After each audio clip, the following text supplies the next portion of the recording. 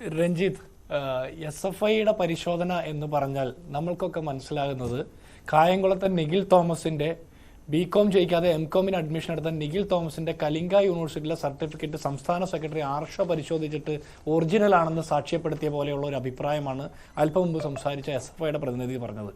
അതിൽ കവിഞ്ഞൊന്നും നമ്മളത് കാണേണ്ടതില്ല.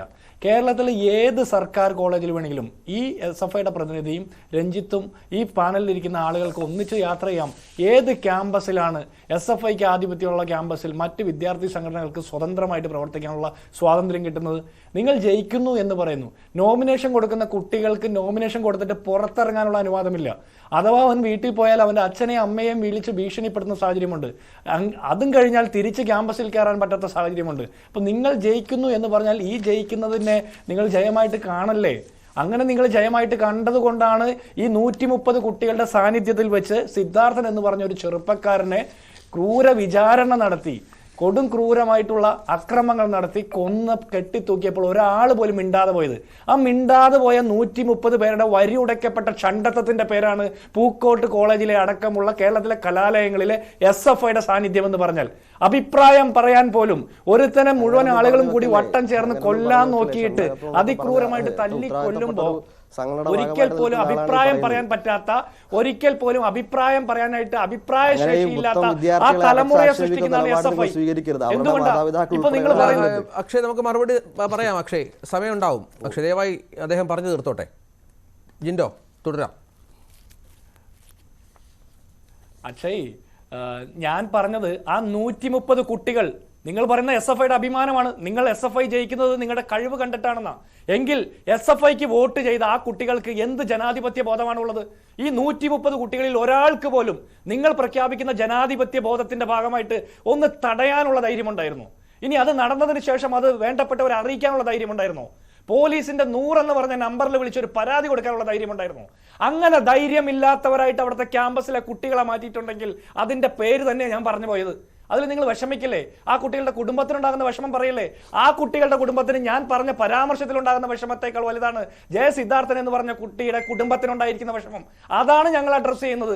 അല്ലാതെ ഏതെങ്കിലും SFIക്കാരനുണ്ടായിരുന്ന മനസ്സ് നോവിനെ കുറിച്ചിട്ടല്ല ഞാൻ അഡ്രസ്സ് ചെയ്യുന്നത്. ഇനി ഞാൻ ഒരു കാര്യം ചോദിക്കട്ടെ. 12-ാം തീയതി നടന്നു എന്ന് പറഞ്ഞ് 18-ാം തീയതി സിദ്ധാർത്ഥന്റെ മരണശേഷം വ്യാജ പരാതി കൊടുത്ത ഒരു SFIക്കാരുണ്ടല്ലോ അവിടെ. ആ SFIക്കാരി ആരാണെന്ന് നിങ്ങൾ പറയണ്ടേ? ആ പരാതി കൊടുത്ത പെൺകുട്ടിയുടെ ഐഡന്റിറ്റി പറയണ്ടേ? ഒരുത്തനെ തല്ലിക്കൊന്ന് കെട്ടിത്തൂക്കിയതിനു ശേഷം, മരണം ഉറപ്പാക്കിയതിനു ശേഷം ആ മരണത്തെ മൂടി വെക്കാൻ വേണ്ടിയിട്ട് കള്ളപ്പരാതി കൊടുത്ത ആ പെൺകുട്ടി അടക്കമുള്ള ആളുകൾ, അവരാണ് യഥാർത്ഥ ഫാസിസ്റ്റുകൾ. SFIയുടെ സംസ്ഥാന നേതൃത്വം മാത്രമല്ല, ഇതെല്ലാം കണ്ടിട്ട് മിണ്ടാതെ നിൽക്കുന്ന, ഓച്ചാനിച്ച് നിൽക്കുന്ന ആ ആളുകളാണ് ഫാസിസ്റ്റുകൾ. അവരുടെ മുമ്പിലല്ലേ ഒരു ചെറുക്കന്റെ ജീവൻ നഷ്ടപ്പെട്ടത്? എന്ത് പരാതിയാണ് നിങ്ങൾക്കുള്ളത്? നിങ്ങൾക്ക് SFIക്ക് ഒരു ആക്ഷേപമില്ലേ? കേരളത്തിലെ ഒരു വിദ്യാർത്ഥി ഇതുപോലെ അക്രമം നേരിട്ട് മരണപ്പെട്ടതിൽ SFIക്ക് ഒരു പരാതിയില്ലേ? ആക്ഷേപമില്ലേ? അതാണ് എനിക്ക് അറിയേണ്ട ഒന്നാമത്തെ കാര്യം. 2, ഈ സംഭവങ്ങളൊക്കെ നടക്കുമ്പോൾ പോലീസ് അസ്വാഭാവിക മരണം എന്ന് പറഞ്ഞ് ഡീൻ പെട്ടെന്ന് തന്നെ അഴിച്ചു കൊണ്ടുപോയി ആശുപത്രികളാക്കി എന്ന് പറഞ്ഞ സംഭവം നടന്ന് 10 മിനിറ്റിനുള്ളിൽ ഡീൻ അവിടെ എത്തിയെന്ന ഡീനിന്റെ സ്റ്റേറ്റ്മെന്റ്. സംഭവം നടന്നത് എപ്പോഴാണെന്ന് ഡീൻ എങ്ങനെ അറിഞ്ഞേ? മരണം സ്ഥിരീകരിച്ചത് ഡീനാണോ എന്നാണ് അറിയണ്ടേ? 10 മിനിറ്റിനുള്ളിൽ എത്തി ജീവൻ ഉണ്ടോ എന്ന് നോക്കാൻ വേണ്ടിയിട്ട് ആശുപത്രി കൊണ്ടുപോയെന്ന്. ഇവരൊക്കെ മറ്റേ പൾസ് പോലും നോക്കാൻ പറ്റാത്ത ഡോക്ടർമാരാണ് അവിടെ പഠിപ്പിക്കുന്നത്. ഒരു കുട്ടിയെ തല്ലിക്കൊന്ന് കെട്ടിത്തൂക്കിയിട്ടിട്ട് അദ്ദേഹത്തെ അവിടെ തെളിവ് നശിപ്പിക്കാൻ വേണ്ടിയിട്ട് അഴിച്ചുകൊണ്ട് ആശുപത്രിയിലാക്കിയിട്ട് പറയുക 10 മിനിറ്റിനുള്ളിൽ ഞാൻ രക്ഷപ്പെടുത്താനുള്ള ശ്രമം നടത്തിയെന്ന്. രക്ഷപ്പെടുത്താനുള്ള ശ്രമം നടത്തണമായിരുന്നെങ്കിൽ ആ ക്രൂര അക്രമം നടന്ന 3 ദിവസക്കാലം നടത്തണമായിരുന്നു. പട്ടിണി കിടത്തിയ സമയത്ത് നടത്തണമായിരുന്നു. വെള്ളം പോലും കൊടുക്കാതെ അടച്ചിട്ട സമയത്ത് നടത്തണമായിരുന്നു. അന്നൊന്നും നടത്താതെ ഞാൻ ഒരു സെക്യൂരിറ്റി ഓഫീസർ അല്ല എന്ന് പറഞ്ഞ് കൈ കഴുകുന്ന ആ ക്രൂര മനസ്സിന്റെ പേരില്ലേ ആ നാരായണൻ എന്ന് പറഞ്ഞ ഡീൻ, അയാൾക്കെതിരെ SFIക്ക് പ്രതിഷേധമില്ലേ? അസിസ്റ്റന്റ് ഹോസ്റ്റൽ വാർഡനെതിരെ നിങ്ങൾക്കൊരു പ്രതിഷേധമല്ലേ? നിങ്ങൾ ആധിപത്യത്തോടെ ഭരിക്കുന്ന ഒരു ക്യാമ്പസിൽ ഒരു കുട്ടി മരണപ്പെട്ടതിൽ നിങ്ങൾക്ക് എന്തുകൊണ്ടാണ് സാർ പ്രതിഷേധമില്ലാതെ പോകുന്നത്? VC പറയുന്നു ഡീനും അസിസ്റ്റന്റ് വാർഡനുമാണ് നോക്കേണ്ടതെന്ന്. അവർ പറയുന്നു ഞങ്ങളുടെ ഭാഗത്ത് ഒരു വീഴ്ചയും ഉണ്ടായിട്ടില്ലെന്ന്. അവർ പറയുന്നത് ഞങ്ങൾ സെക്യൂരിറ്റി ഉദ്യോഗസ്ഥരല്ലെന്ന്. ഇവരെയൊക്കെ വിശ്വസിച്ചിട്ടാണ്, SFIക്കാരന്മാരുടെ മേനിയഴക കണ്ടിട്ടല്ല, ഇവരെയൊക്കെ ഈ ഡീനിനെയും ഉദ്യോഗസ്ഥരെയും അധ്യാപകരെയും VCനെയൊക്കെ വിശ്വസിച്ചിട്ടാണ് സാധാരണപ്പെട്ട കുടുംബങ്ങളിൽ നിന്ന് കുട്ടികളെ ക്യാമ്പസിലേക്ക് പറഞ്ഞു വിടുന്നത്. അവരുടെ ജീവന് സംരക്ഷണം കൊടുക്കാനുള്ള മിനിമം ബാധ്യത ഈ പറഞ്ഞ ഡീനും ഉദ്യോഗസ്ഥർക്ക് ഉത്തരവാദിത്തപ്പെട്ട ആളുകൾക്കുണ്ട്. ഇനി അടുത്തത്, മൃതദേഹം അഴിച്ചു മാറ്റിയത് പ്രതികളുടെ സാന്നിധ്യത്തില.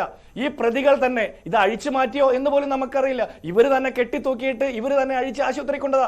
ഇവിടെ തെളിവ് നശിപ്പിക്കാനുള്ള എല്ലാ സാഹചര്യം നടന്നു. ഇവിടെ പോലീസിന്റെ അനാസ്ഥ എല്ലാവരും പറയുന്ന കാര്യമല്ലേ? ഇത്രയും ദിവസമായിട്ട് പോലീസ് തെളിവെടുപ്പിന് ചെല്ലുന്ന ആ ഹോസ്റ്റൽ മുറികളൊക്കെ സീൽ വെച്ചിരുന്നോ? എത്ര ദിവസത്തിന് ശേഷമാണ് സീൽ ചെയ്തത്?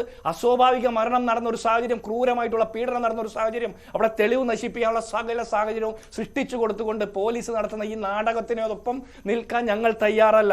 അടുത്തത് നിങ്ങൾ പറയുന്ന ഫോൺ, ഡീൻ പറഞ്ഞ സ്റ്റേറ്റ്മെന്റിലെ രഞ്ജിത്തെ സങ്കടം വരില്ലേ?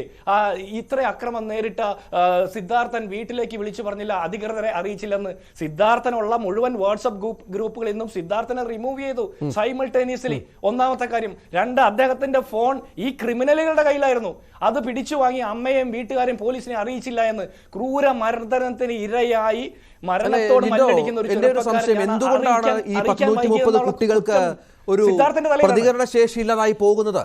എന്തുകൊണ്ടാണ് ഏകപക്ഷീയമായി ഒരു സംഘടന മാത്രം ഇത്തരം ക്യാമ്പസുകളിൽ പ്രവർത്തിച്ചു വരുന്നത്, അവരുടെ ആധിപത്യം ഉണ്ടാകുന്നത്? അതിന് അക്ഷയ് തന്ന മറുപടി ഞങ്ങളുടെ ചുമതലയല്ല KSUവിനോ ABVPക്കോ യൂണിറ്റ് ഉണ്ടായി കൊടുക്കൽ എന്നുള്ളതാണ്. അതിന് ആർജവമുള്ളവർ വന്ന് യൂണിറ്റ് ഉണ്ടാക്കണം, അവരും പ്രവർത്തിക്കണം, ഇത്തരം സംഗതി ഉണ്ടാവുകയാണെങ്കിൽ എതിർക്കണം. അതിന് എന്തുകൊണ്ട് മറ്റു സംഘടനകൾ കഴിവില്ലാതായി പോകുന്നു എന്നുള്ള പ്രധാനപ്പെട്ട ഒരു ചോദ്യവുമുണ്ടല്ലോ.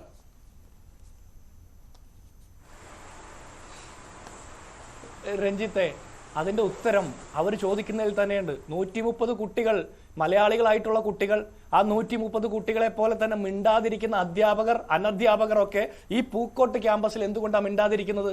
ആ ഭയത്തിന്റെ പേരാണ് SFI. ജീവനിൽ ഭയമുള്ള ഏത് വിദ്യാർത്ഥി പ്രവർത്തിക്കുന്നുണ്ട്? അതിലംഘിച്ചുകൊണ്ട് പ്രവർത്തിക്കുന്ന വിദ്യാർത്ഥി സംഘടനാ നേതാക്കന്മാരെ ഇവർ ഏത് രീതിയിലാണ് നേരിടുന്നത്? ഇവിടെ SFIയുടെ സംസ്ഥാന സെക്രട്ടറി ക്രിമിനലുകളെ പുറത്താക്കിയെന്ന് അഭിമാനം കൊള്ളുന്ന SFIയുടെ സംസ്ഥാന സെക്രട്ടറി കോടതി നിരീക്ഷണത്തിലുള്ള പിടികിട്ട പുള്ളിയ. 2-3 കേസൊന്നല്ല, ഒരുപാട് കേസുണ്ട്. അതിലൊരു കേസ് എന്താണെന്നറിയോ? അജാസ് എന്ന് പറഞ്ഞ KSUവിന്റെ മഹാരാജാസ് കോളേജിലെ പ്രവർത്തകനെ തട്ടിക്കൊണ്ടുപോയി ഹോസ്റ്റലിൽ കെട്ടിയിട്ട് കൊല്ലാൻ നോക്കിയ കേസിലെ പ്രതിയാ. നിങ്ങൾ പറയുന്ന ആർജവം ഉണ്ടെങ്കിൽ എന്നൊരു വാക്ക് ഉപയോഗിച്ചില്ലേ? നിങ്ങൾ പറയുന്ന ആർജവം എന്താ? നിങ്ങളെ പോലെ തന്നെ നെഞ്ചക്കും വടിവാളും വാക്കത്തിയുമായിട്ട് വന്ന് നിങ്ങളെ നേരിടുന്നാണോ? അങ്ങനെ അബദ്ധത്തിലെങ്ങാനും എന്തെങ്കിലും സംഭവിച്ചാൽ നിങ്ങൾക്കൊരു രക്തസാക്ഷിയെ കൂടി കിട്ടുമെന്നുള്ള ഒരു ആഗ്രഹമാണ് നിങ്ങൾ. ആ രക്തസാക്ഷി ദാഹമൊക്കെ നിർത്തിവെക്കി സഖാവേ. രക്തസാക്ഷി 13 പേരെ കൊന്ന സംഘടനയാ KSU. ഞങ്ങളുടെ അഷ്റഫിനെ കൊന്ന നിങ്ങളല്ലേ? ഭുവനേശ്വറിനെ കൊന്ന നിങ്ങളല്ലേ? PK രാജനെ കൊന്ന നിങ്ങളല്ലേ? കൊച്ചനീനെ കൊന്ന നിങ്ങളല്ലേ? ഇങ്ങനെ SFIയുടെ 13ഓളം വരുന്ന പ്രവർത്തകരെ കൊന്ന KSU നിന്നിട്ട് വർത്താനം പറയാ രക്തസാക്ഷിത്വത്തെ കുറിച്ച്. അക്ഷയ്, ആ 130 കുട്ടികൾക്ക് ശബ്ദമില്ലാതായി പോയ, ഇത്ര വലിയ കൊടിയ സംഭവങ്ങൾ ഉണ്ടായിട്ടും കൃത്യമായി പോലീസിനെ അറിയിക്കാതെ പോയ, വീട്ടിൽ അറിയിക്കാതെ പോയ അധ്യാപകർക്ക് ഭയമുണ്ടാകുന്ന ആ വാക്കിന്റെ പേരാണോ SFI? ജിൻഡോ അത് പറയുകയായിരുന്നു. ആ ഭയമാണോ അവരെ ആ തരത്തിൽ പ്രതികരിക്കാൻ പ്രേരിപ്പിച്ചത്, പ്രതികരിക്കാതിരിക്കാൻ പ്രേരിപ്പിച്ചത്? ഒരിക്കലുമല്ല.